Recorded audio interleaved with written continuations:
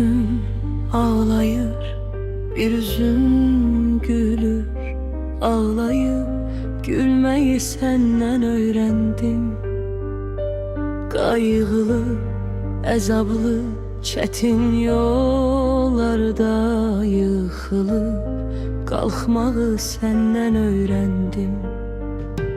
Karanlık gecemin ışığıydın, dağılmış dünyamın xilası oldun. Sen benim ömrümün sevinci oldun.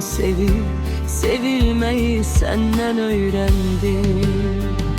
Nefesim canımsan vuran yüreğim, benim bu dünyada esas gereğim. Ben sensiz hayatta söyle neyleyim,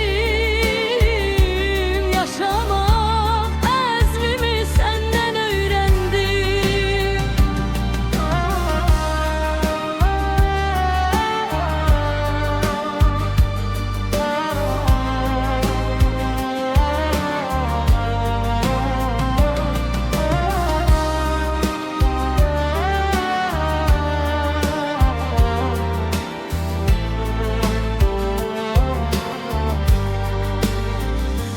Nefesim canımsan vuran yüreğim, benim bu dünyada esas gereğim.